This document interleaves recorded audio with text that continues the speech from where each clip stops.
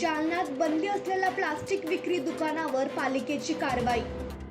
जालना शहरात बंदी असलेल्या प्लास्टिक विक्री करणाऱ्या दुकानावर महानगरपालिकेने कारवाई केली आहे। केंद्र सरकारने 2022 मध्ये सिंगल यूज प्लास्टिकवर बंदी घातली होती, मात्र त्यानंतरही शहरात पालिकेने वारंवार नोटीस देऊनही याकडे दुर्लक्ष केलं जात होतं। त्यामुळे आज पालिकेच्या पथकाने बाजारातील दुकानांची झडती घेत छापा टाकला। यामध्ये एका दुकानात मोठ्या प्रमाणात बंदी असलेले प्लास्टिक आढळून आले।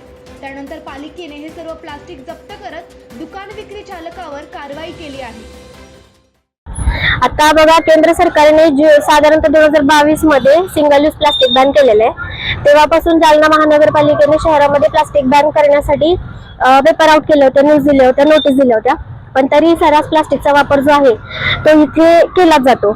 तर या संबंधी सूचना देऊन सुद्धा हा वापर बंद होत नव्हता आणि त्यामुळे आम्हाला माहिती मिळाली आणि त्यानुसार आम्ही ही रेट टाकलेली। यामध्ये प्लास्टिकच्या कॅरी बॅग, थर्मोकॉलचा प्लेट्स, त्यानंतर प्लास्टिकचे ग्लास जे सिंगल यूज प्लास्टिक आहे आणि जे बॅन आहे ते आम्ही जप्त केलेले आहे आणि आता याचं वजन करून याचा रिपोर्ट आम्ही तयार करू।